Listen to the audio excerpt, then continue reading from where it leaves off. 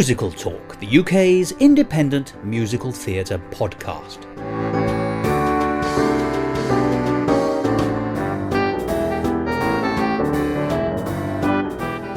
Hello and welcome to Musical Talk, the UK's independent musical theatre podcast. I'm Thos Ribbits, and unlike the famous Bill Bailey of the song, I have very little use for a fine-tooth comb. This week we're going to be looking again at Oh What a Lovely War. Last week we were analysing its position as a landmark piece of theatre. And a landmark piece of theatre is so identified because it leaves a legacy. And today that's what we're going to be looking at. And in particular, two aspects of that legacy. Why does Oh What a Lovely War have a legacy in Britain, but is really remarkably unheard of in America? And also, if Oh What a Lovely War is the seminal musical about the First World War, why isn't there really an equivalent for the Second World War? Those are the two things we're going to be looking at in depth. But this episode is as much going to be a range through the history of musical talk as it is a range through the history of popular culture and musicals since the First World War, because we're going to take extracts of previous discussions about Oh What a Lovely War, as well as newly recorded material to investigate these points. And I'm also delighted to say that we'll be able to hear a little bit of a small interview with Philip Headley, who is the co-executor of Joan Littlewood's estate, when he shares some memories of Oh What a Lovely War's original production from 1963 and compares it to a fairly recent revival of approximately 10 to 15 years ago at the Royal National Theatre.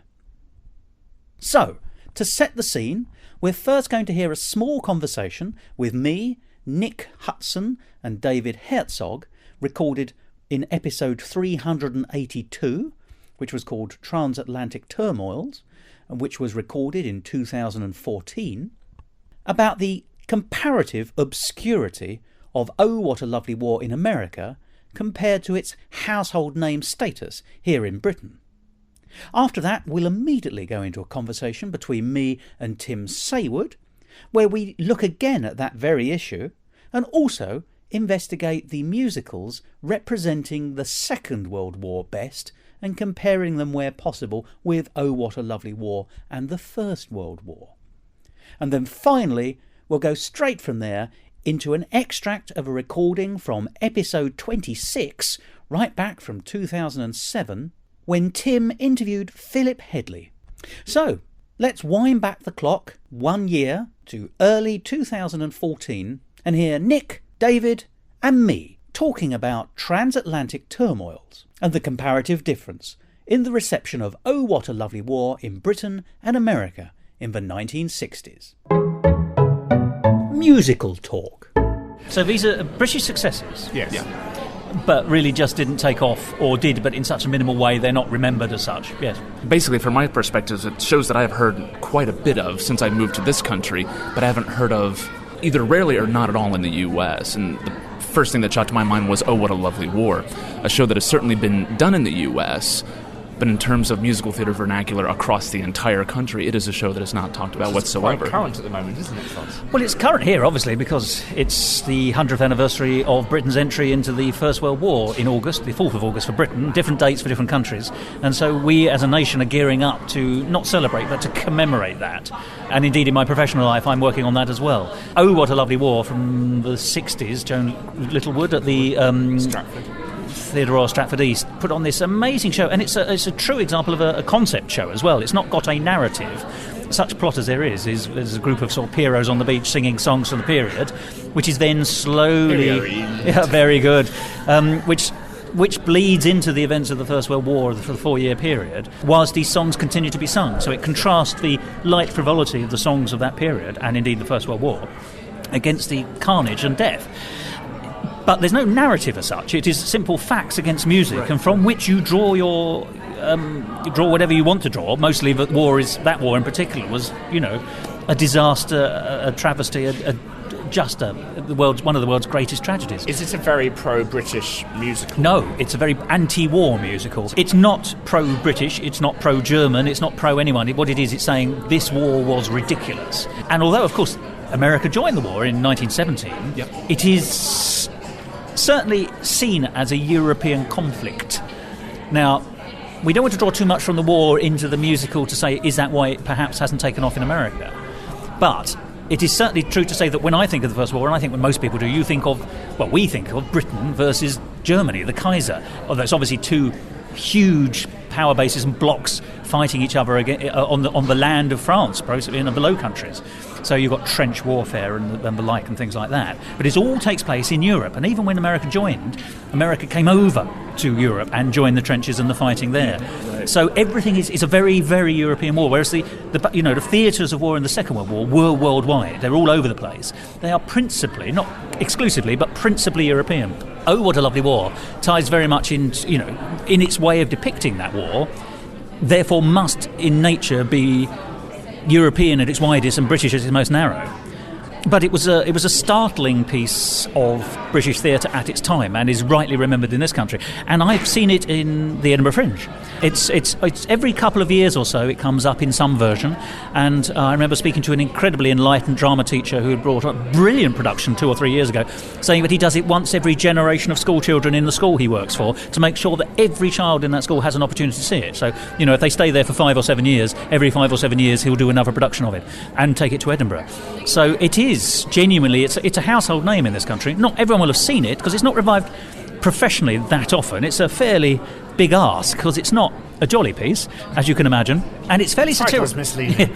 Well, that's the name of the song. That is a song from the First World War, but the song itself is a sarcastic song. It's got lines in it about how we're going to spend our soldiers' pay, which is fantastic, and how we love the army rations. If you listen to the lyrics of the song, although it's a very upbeat march, it's a very it's an ironic, satirical song, and that. Yes, it's a British Tommy's song, if you like. It's a song sung by the British Army in the First World War. But you're right, the title, if you don't know the song, suggests you might be getting a romp, but you're getting a romp with death. If that makes sense. And also a huge success now at Theatre Royal Stratford East. Well, and obviously this is the year to revive it, and it is being revived in its original theatre, and is getting star upon star upon star. I mean, it's doing really well, and I rather hope there's going to be a transfer. So it's worth catching if you ever get the chance. But if you can't see this production, see other productions, because it's undoubtedly going to be put on all over Britain, I would have said, in amateur versions. Sometimes 80th all over again.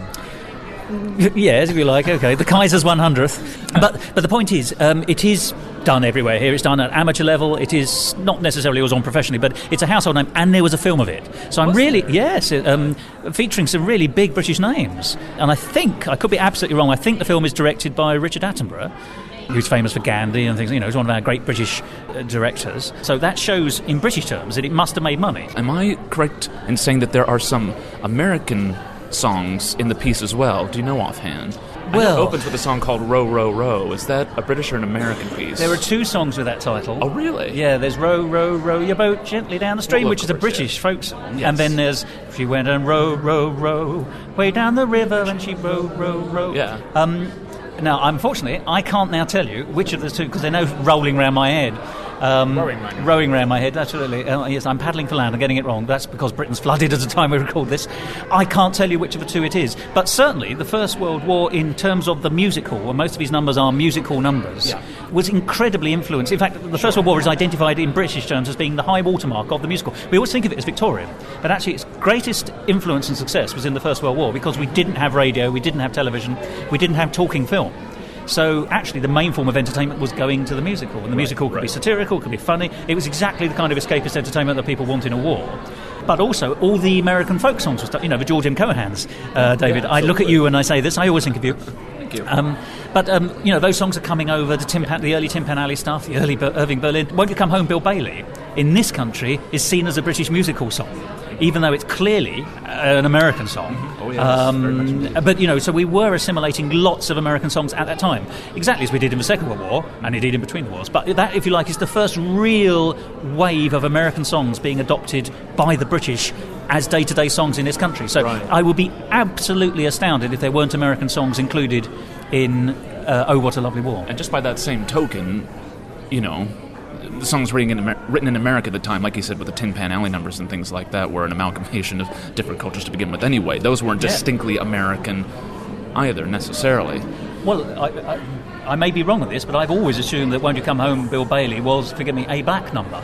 I could be completely wrong on this. I'm quite happy for people to write to me and tell me I am wrong. But I understood that she is a black woman lamenting her driving her husband from the home. It could very well be, yeah. I still want to explore more with David, that you heard about it only when you came to Britain, and in what context? Just in general conversation? Or just in general pop cultural references, absolutely. That's the thing. In the U.S., that's not to say that nobody in the U.S. has heard of Oh, What a Lovely War. It's just that it doesn't come up in day-to-day conversation if you're in the musical theater community, whereas it comes up very often here. And I find it fascinating that this is a piece that came out of the 1960s, you were saying, yes, as did the piece Cabaret, which does have very obvious European links, yes, and is also a satirization of war to a great extent. Certainly the build-up to it in that case, yes. It'd be interesting to see when those two would have come out in the U.S. and what the correlation would have been between the two. And yet the difference is that, if you like, Oh, What a Lovely War is an early example of a jukebox musical. Okay. It hasn't got a through line in terms of composer and lyricist, because it's a hodgepodge, exactly as the musical was. Whereas, of course, I was going to say I Am a Camera. I'm getting Cabaret. Cabaret. Thank you very much. You did. Same. Cabaret is by Kander and Ebb, and therefore has a through line of feel and tone, right. Even though it's writing pastiche numbers of that period, the Weimar Republic in the 30s. You're right. I hadn't stopped to think of the parallels, because I think Oh, What a Lovely War is. I think it's a mid-60s thing in terms of theatre, and I think it's a late 60s thing in terms of film. I don't know why. I think 68 or 69 in terms of the film.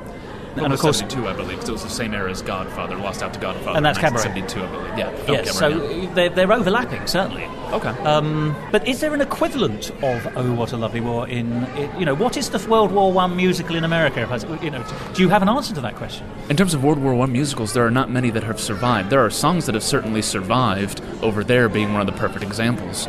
Over There is still a song used very much in the U.S. and, of course, recently used here in the U.K. for the Go Compare commercials, which is brilliant. But other than the songs, there are not any shows that have survived the test of time in the U.S. Even shows that were afterwards, because this one's not an original World War I song. That's true. If you're talking about shows from the period, the one that's most known is Chu Chin Chow.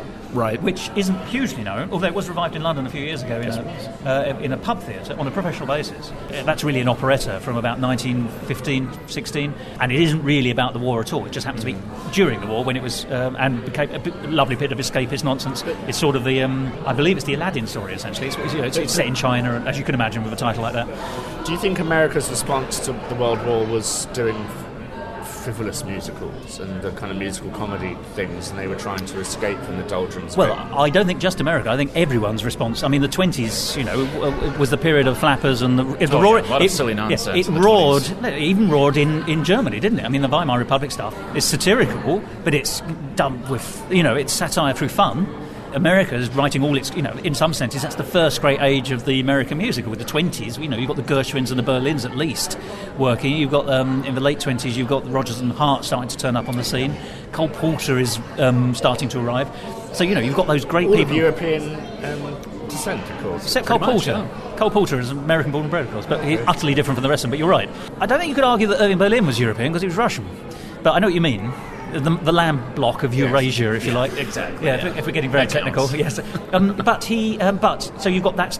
That is the 20s response, absolutely, to the deprivations of the war, and to a lesser degree, we had exactly the same thing in this country. We had lots of reviews and things like that. And we were using American shows, all the American shows. Fred Astaire and Adele Astaire, his sister, who were the big dancing, singing American, famous partner, dance and musical theatre partners, came over to Britain and were hugely feted and became friends with the then Prince of Wales, who went on to become Edward VIII. They were feted by society, which wouldn't happen before the First World War. So, yes, you're right. The world does become much more frivolous, at least culturally, after the First World War. But I'm really interested that there is no retrospective World War I musical of any kind, narrative or without, in the American idiom. Nothing that was famous, certainly, whatsoever. In the 60s, the closest thing that you had, anything that was a comment on anything politically or socially, the three biggest things you had coming out of the 60s were certainly Cabaret, which we've already mentioned. You had Hair that came, of course, slightly later, slightly before Cabaret was Fiddler on the Roof, which certainly had a lot of things to say politically and socially for the time. Yeah, not least about pogroms, of course, which takes you back, the persecution of a race, absolutely straight back to the Second World War. Exactly.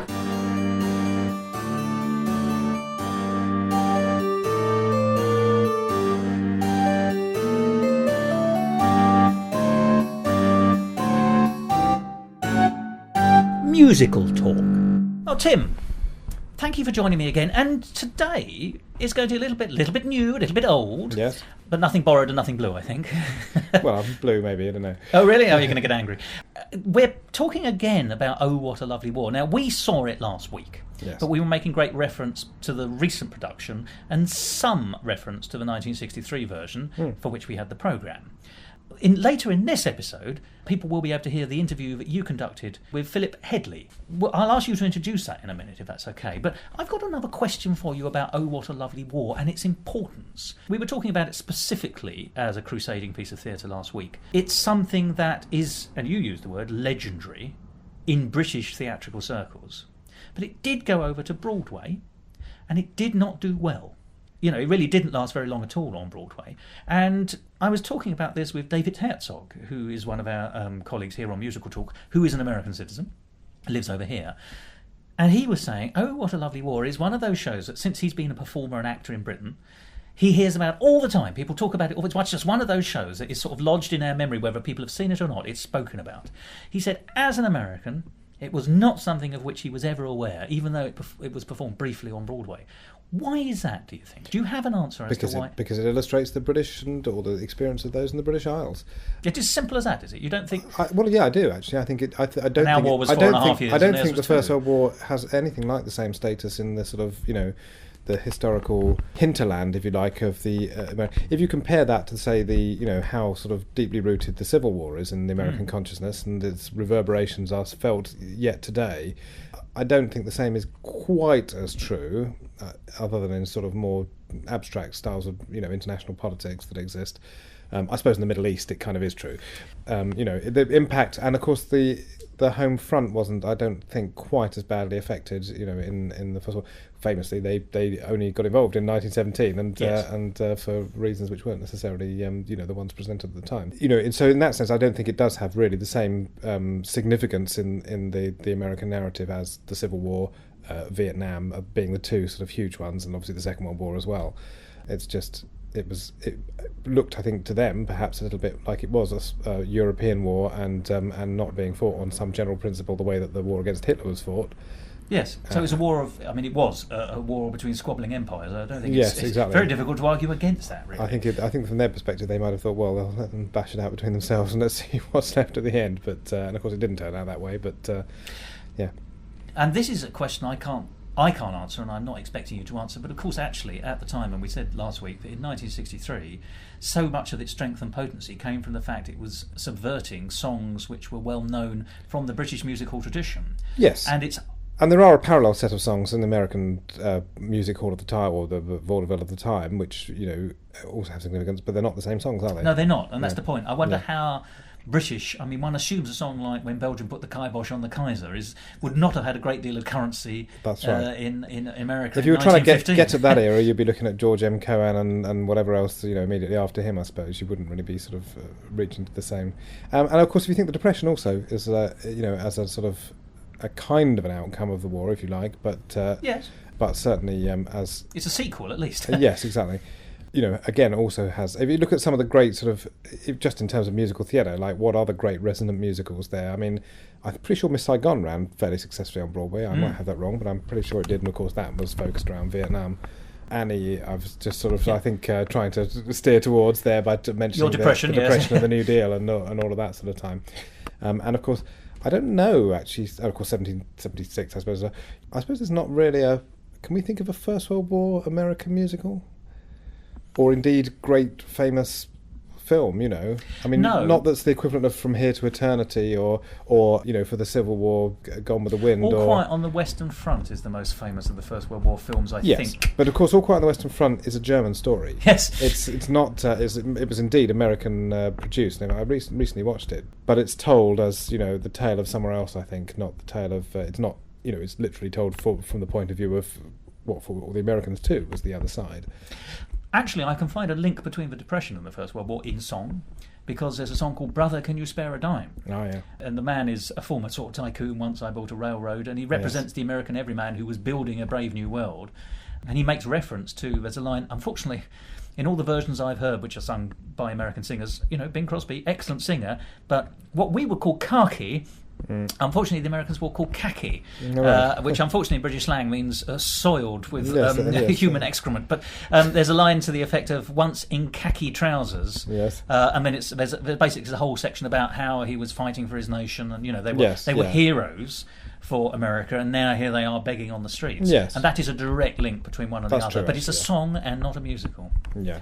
And my second and last question about legacy, then, of the war, and indeed its other sequel, which is World War II. In fact, so named to make it Yes, helpful for yes. us. People who want things in chronological order, we've done it that way for you. We're still waiting, as with Toy Story, well, not as with Toy Story anymore, for the all-important third thing to complete the sequence. I'm very much not hoping for World War III, but thank you for asking. Here's my question. We, at least in Britain, have the musical from the First World War, and you said, quite rightly, I think, that there's nothing quite like it elsewhere that we're aware of, that we can immediately bring to mind, at least. Why is there no truly successful Second World War musical? Particularly when the Second World War is, in a way, easier to define in narrative terms, because there's a very clear villain, if you like. If you're looking for a war that has a righteous... The producers, I suppose, yeah. Which, of course, you can't. Yes. I'm ruling out, by the way, musicals from the Second World War, such as a George Formby film where he bashes Hitler on the nose, right? Or the Great, it's not a musical, but the Great, or Stage Door Canteen, which were actually all about being in the middle of the war and raising morale. I'm actually talking about shows that took the war as a narrative, and set themselves in the war. So we know that there was a From Here to Eternity fairly recently, which was by Tim Rice and his collaborators, which leads up to Pearl Harbor, which brings America in 41. No. There's also things like Marguerite, which again was very recent. Bublin and Schoenberg, or I can't remember. Yes, it was. It was Legrand, Michel Legrand, and one of Bublin and Schoenberg. Sort of 3 or 4 years ago, wasn't it? Yes, that's right, and didn't really take off. I've just had a quick look on the category World War II musicals on Wikipedia, and to my astonishment, because there are any number of World War II films, British, German, American, so on. yeah, absolutely. Hollywood still making them. And you can count things like Schindler's List as well, because of course they're sort of clearly relevant. You can also point to things like Cabaret and things which and The Sound of Music, which are sort of the run-up to the war, but not necessarily depicting the war Nazi in itself. terror, you might call it. Yeah, exactly. But the Wikipedia category for World War II musicals contains the following: only Blitz, Lionel Bart, which again is not really lasted that well. Carmen Jones, which of course was It's an Oscar Hammerstein reworking of Carmen. That's right. Beat out that rhythm and drum and all that. From Here to Eternity, which we just mentioned. I think called Yalta Yalta, which I don't know much about, but I wonder if it's anything to do with the Yalta Conference. Yes, possibly. Although it's spelled with a J. Is there one called Potsdam? It's back. And finally, South Pacific. Of course. Of which there is nothing like.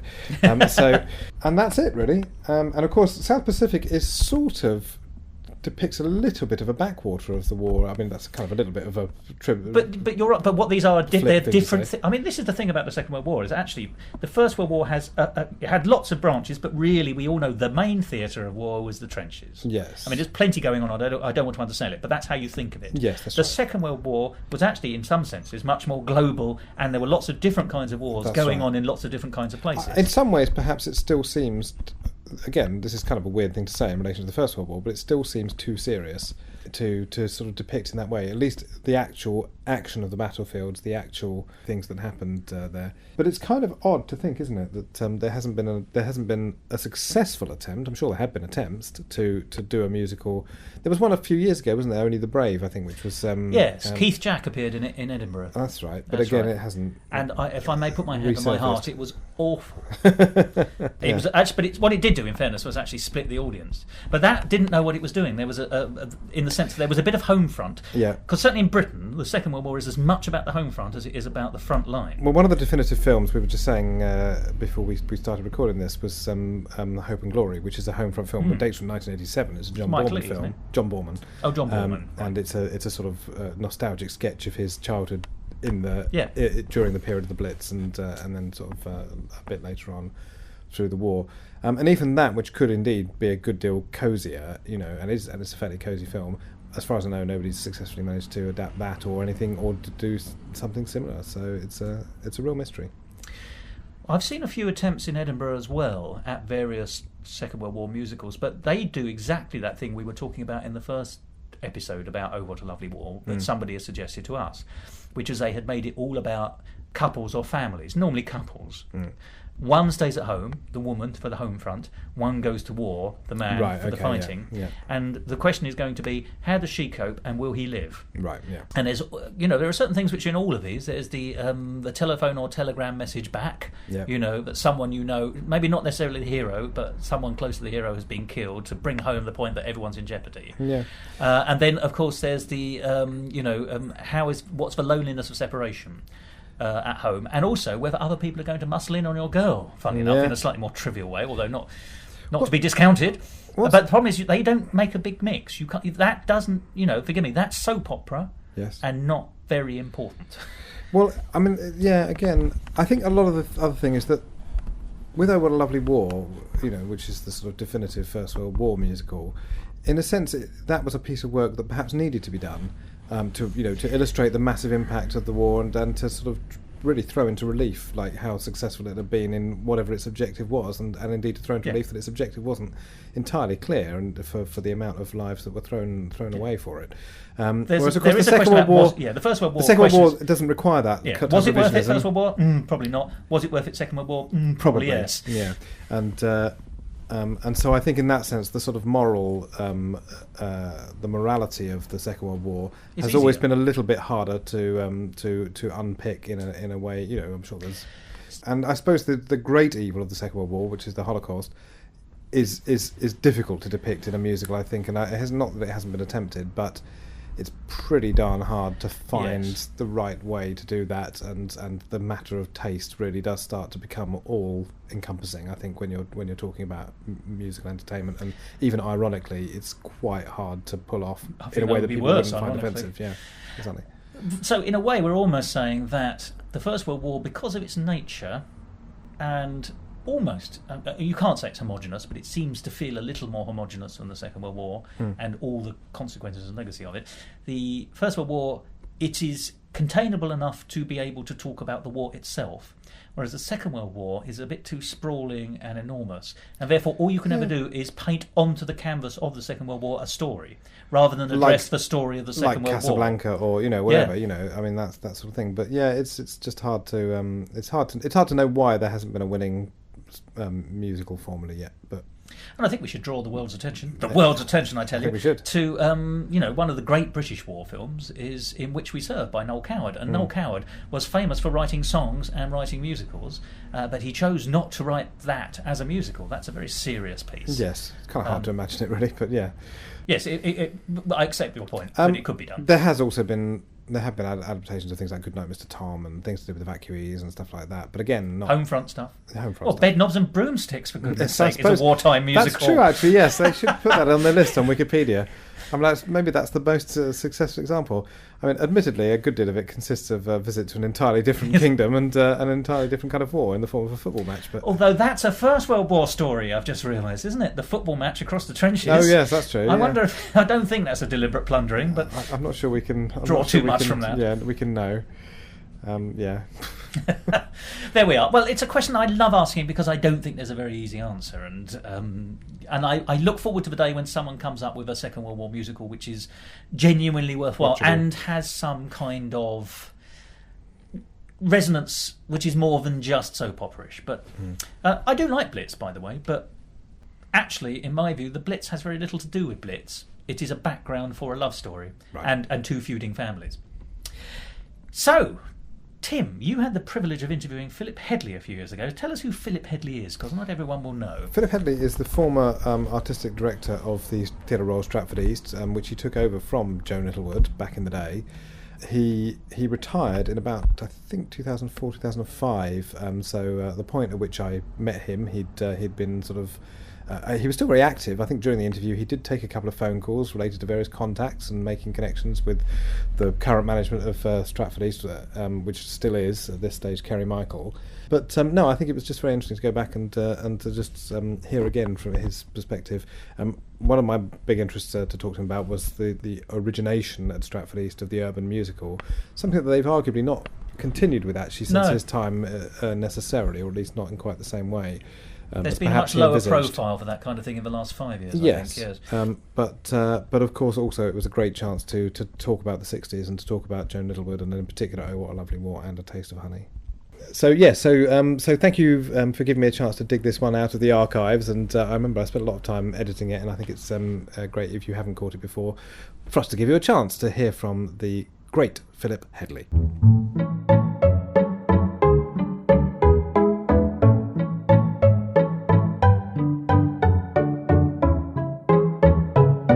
Musical talk. Well, it was an extraordinary beginning of the story. It was a bit like a tiny episode from that wonderful Bette Davis film, All About Eve, in that 1960, I first went to that theatre, and I'd just come back from Australia, where I was in my teenage years, and I happened to wander in there, and I saw a production of Every Man in His Humour by Ben Jonson. And in my university arrogance, I knew that Ben Jonson was boring. I'd read a play by him, so I knew he was boring. And when I got there, I was listening to a couple of the women, local East End women, in the coffee bar who were setting out the cups and so on. I'd arrived an hour early because I had no idea where Theatre Royal Stratford East was. And consequently, I was listening to the Cockney accent and them telling stories and being very funny. And I hadn't heard the genuine Cockney accent before, because in British films it was Cockney as via RADA, really, middle-class people learning Cockney. Trying to down as far as it'll go and then blowing your nose type of thing. That's right. And here it was, and I was very entertained, and pretending to read a book and just listening to them. And I left it right till the show started and all the bells had gone. And then I went into the show, and the lights. So as soon as I got in, the show started, and I couldn't believe it. It changed my life, because I'm very glad I did that process. I mean, having been away so long, listening to those two women, and then the Ben Jonson started, and it was exactly the same as the two women out in the bar. It was the same rhythms and so on, because it was one of his Cockney plays, you know. I just couldn't believe how accessible it was, and understandable, and brilliantly funny, and so much happening at the same time on the stage. When it finished, like an idiot, I sort of wandered into the foyer and went to this man that looked like he was in charge of something, and said, "What is there? What?" I was inarticulate. And he said, "Oh, they have a class on Saturday mornings, which you may want to go to, which the actors from Joan Littlewood's company do." And so I went there. But, I mean, the All About Eve bit is sort of, that's how I wandered in and said, anything I can do. And, of course, 20 years later, I was running the place. I took over. And Joan, of course, was a working-class communist from before the war, and a company, very much a company, which lived and ate and everything together, and very poor for years, touring around England and creating a revolution in terms of bringing the working class centre stage, using music a great deal in her work, Ewan MacColl being the principal composer. He wrote Dirty Old Town, for example, for a Joan Littlewood production. And she managed to get a truthfulness and a theatrical truth, really. It wasn't realistic truth. It was based on realistic truth. So if you were, as in The Quare Fella, which was set in a prison, and you know she would have the actors up on the roof of the theatre, actually, walking around for 3 hours as though they were in a prison and trying to communicate with each other so the guards wouldn't see that. That she would do that kind of improvising before almost anybody else was using it, certainly in British theatre. And a great deal that is now common practice in theatre, which many students will learn, of like the vast amounts of research she used to do, all sorts of methods in rehearsal, singing it, dancing it, swapping parts around, working in a very free way, often creating total chaos at times. How did this sort of thing play out in terms of in terms of musical theatre? I thought she paid less attention to what was actually happening on stage once a song started. Sometimes it was most peculiar.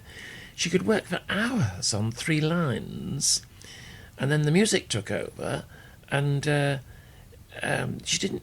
I don't know. She let it work for itself in some extraordinary way.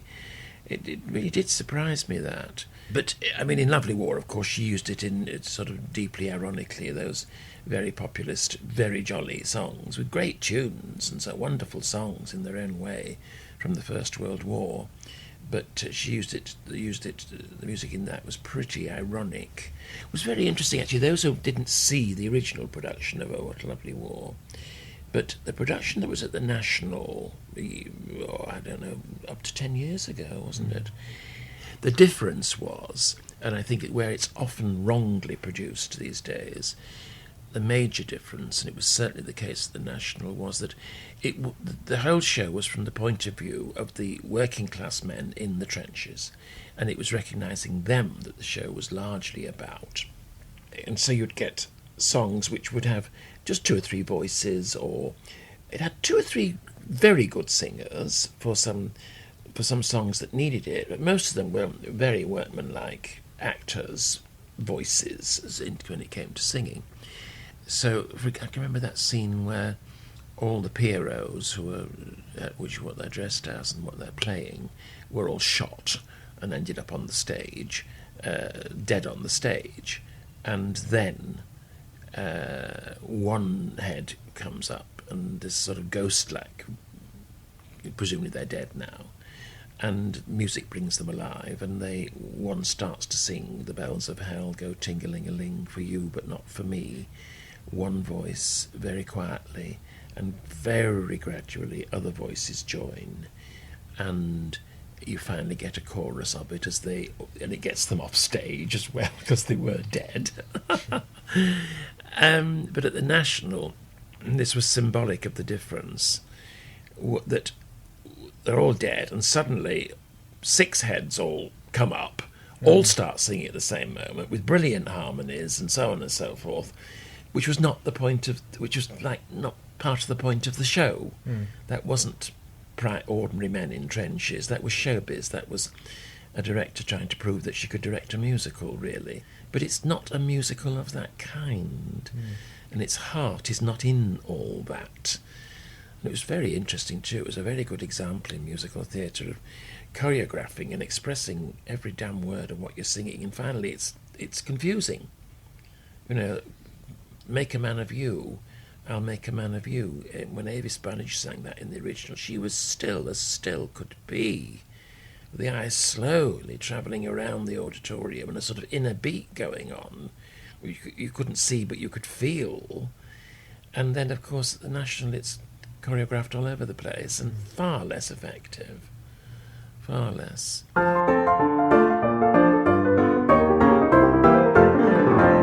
Musical Talk. Philip Headley there talking in 2007. And if you want to hear more of that interview, you can go back a long way into the past to episode 26 of Musical Talk. Thank you very much for listening. Thanks, Tim. And I look forward to speaking to you again in the future, because I've already spoken to you in the past. That door is closed to me now. Yes, exactly. Musical Talk. Well, there we are. I hope you've enjoyed today's episode. We're not quite finished yet, but we will be hearing again from Philip Headley, but this time in written form.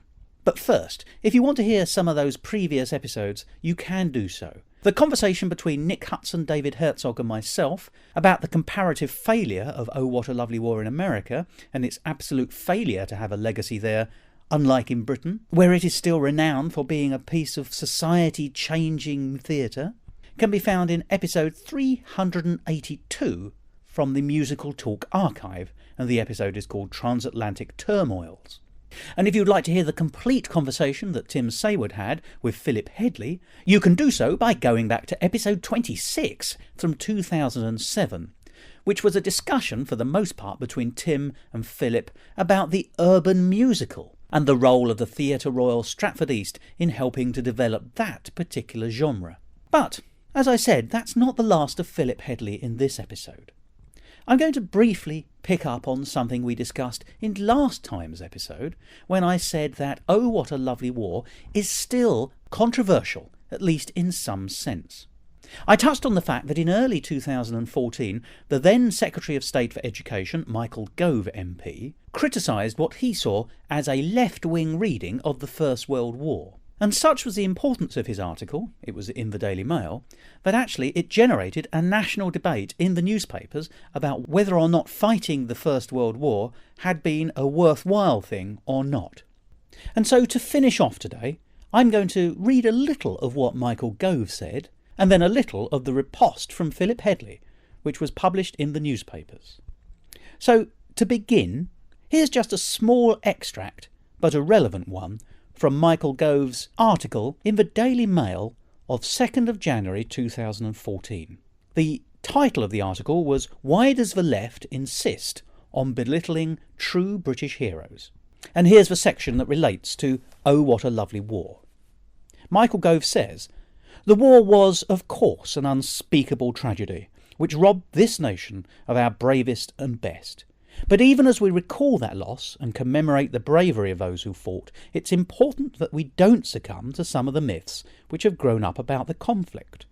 Our understanding of the war has been overlaid by misunderstandings and misrepresentations which reflect an, at best, ambiguous attitude to this country, and at worst, an unhappy compulsion on the part of some to denigrate virtues such as patriotism, honour and courage. The conflict has, for many, been seen through the fictional prism of dramas such as Oh What a Lovely War, The Monocled Mutineer and Blackadder as a misbegotten shambles, a series of catastrophic mistakes perpetuated by an out-of-touch elite. Even to this day, there are left-wing academics all too happy to feed those myths." Now, I'm not going to read the rest of the article, and that is just a small extract from it, but there I think you have the essential point that Mr. Gove was putting across. And as you can see, he actually quoted a piece of musical theatre in part of his argument. Oh, what a lovely war. Such is the standing of that piece, which was already 51 years old when he wrote that article. And as you can imagine, it was a fairly controversial view on his part, because the world has moved on and does generally see the First World War as a war that was nothing but a tragedy with very little that came out of it which was positive. Well, it's my view that Musical Talk is not the place where this debate should be had. I'm merely reading out these quotations to give you an idea of the fact that Oh What a Lovely War still has a legacy today. And legacy it does have, because in the surrounding newspaper furore, which took place after Mr. Gove's article was published, Philip Headley, who, as we say, is the co-executor of Joan Littlewood's estate, wrote a letter to the Guardian newspaper, which was published on the 7th of January 2014. And I'm going to read that letter in full, not least because it continues to show that Oh What a Lovely War has something to say about British history and current British politics, but also because it gives us more insight into the creation of Oh What a Lovely War in 1963. So, here's what Philip Headley wrote. Michael Gove holds up the show Oh What a Lovely War as an example of a left-wing attempt to peddle unpatriotic myths, and the Education Department's defence of its boss implies that this universally acclaimed show denigrates the patriotism, humour and courage demonstrated by ordinary British soldiers in the First World War. This is a calumny of the work of Joan Littlewood, Jerry Raffles and all those artists in Theatre Workshop who created the show at Theatre Royal Stratford East. The opposite is the truth. A vital part of a show's success lay in the fact that it told the story of the First World War from the point of view of the men in the trenches. Not long ago, the respected playwright Peter Nichols said of the original production in 1963, "Joan Littlewood's masterpiece remains for me the most compelling theatre experience of my life. The supreme tragic event of our century was told with a gaiety that, by using their own songs, showed what spirit had been crushed out of the glorious dead by 4 years of Vickers guns, poison gas and shells." As for it being part of a left-wing conspiracy, important source material came from the Tory MP Alan Clark's book The Donkeys, the title of which came from the phrase describing the soldiers as lions led by donkeys. Princess Margaret attended the original production accompanied by Lord Cobbold, who in his capacity as Lord Chamberlain was in charge of theatrical censorship. Whilst congratulating the cast, Princess Margaret said to the director, "What you said here tonight, Miss Littlewood, should have been said a long time ago," and then added, "Don't you agree, Lord Cobbold?" "Yes, ma'am," he replied, and Joan Littlewood made the aside to a nearby cast member, "That's our permission," meaning permission to go ahead with a transfer to the West End, which Lord Cobbold's department was apparently having doubts about, without considerable changes. It seems Mr. Gove now wishes to appoint himself the censor of theatre at the heart of the education system. Philip Headley, co-executor of Joan Littlewood's estate. Now, as I say, it is not the place for musical talk to get involved in the political and national discussion on the importance or otherwise of the First World War, and whether or not the cultural inheritance that we've received about it over the last century is negative, positive or neutral.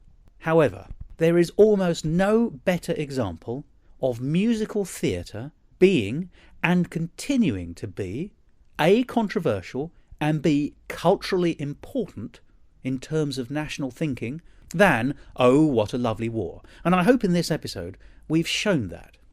It is amazing to me that here, 15 years into the 21st century, we're still talking about a show which is now 52 years old and which is still making the newspapers. It is such an important show. If you get a chance to see it, please do. And of course, at the moment, you can, because the Theatre Royal Stratford East's national tour is currently taking place. Go online to find details and see if you too can have a lovely war. That's it for the time being here on Musical Talk. I do hope you've enjoyed this little canter through the political and cultural legacy of Oh, What a Lovely War.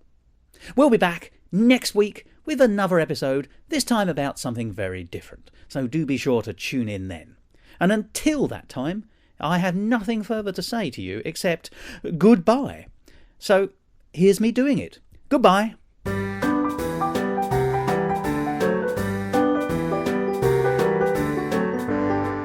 This episode of Musical Talk, edited by Thos Ribbits and presented by Thos Ribbits, Tim Saywood, Nick Hudson and David Herzog. Copyright Musical Talk 2015. And don't forget to go along to our social networking sites on Facebook and Twitter to find out more or give us comments. And don't forget you can follow me on Twitter at Musical Talk Thos. And just as a little extra, here's an outtalk of Tim Saywood and me doing a little bit of research and a little bit of memory dredging in order to try and come up with the pitiful number of musicals representing the Second World War. I don't know is the short answer to that, And I because have it's seen- not for want of trying, is it? I No. mean, there've been many. There was an attempt at From Here to Eternity that we mentioned earlier. There's been an attempt at. I'm just trying to think what the great big movies are of the Second World War that have or haven't been adapted into musicals. Let's just have a. Can we stop and think about that for a minute, just so Yeah. we sound a bit more informed? There may not be many. The Cruel Sea? No. In Which We Serve? No. No, those are British ones. Yeah. American Second World War movies. There must be billions. I just can't think of them. Patton was one, I suppose. Yes, and I suppose is it Who Dares Wins? Yeah. Or Eagles Nest? But Or a lot of Eagles them, Dare, yeah. a lot of them are about personal attacks on the Stalag Luft Nazis, and all that sort of usually stuff. by Americans. I mean, there was an attempt. There was Imagine This, wasn't there? Which is an attempt to try and do the sort of Schindler's List of Yeah. the musical world. But I mean, I think, well, it sort of tended to trivialise it. I think was the general conclusion. It's also before, isn't it? Before the war, it's actually about Germany in the is it? 30s, isn't Okay, it? I think. Right.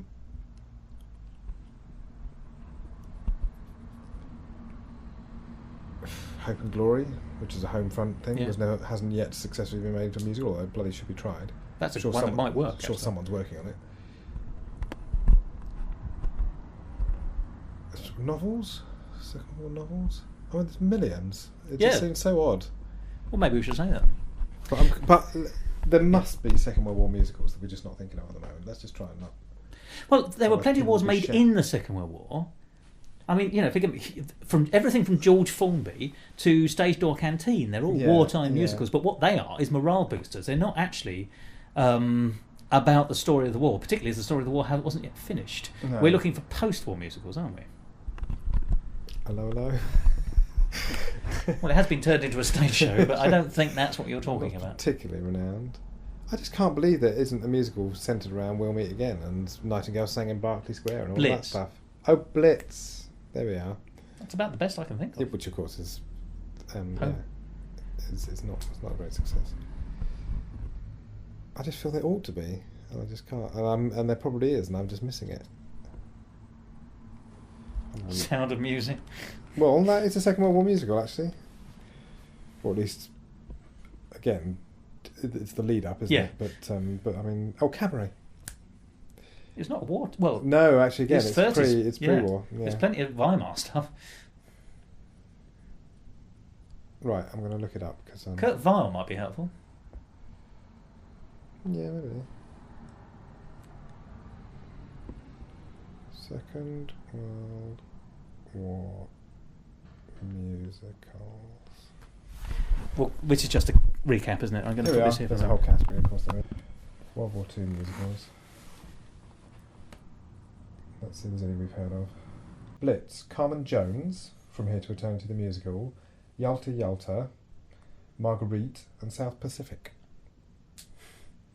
Is that it? That's the full Wikipedia list. So maybe we can just make something of that. Actually. Yeah, we can. Right. I'll just turn this off again so it doesn't. Oh yeah, go beepy beepy. Yeah.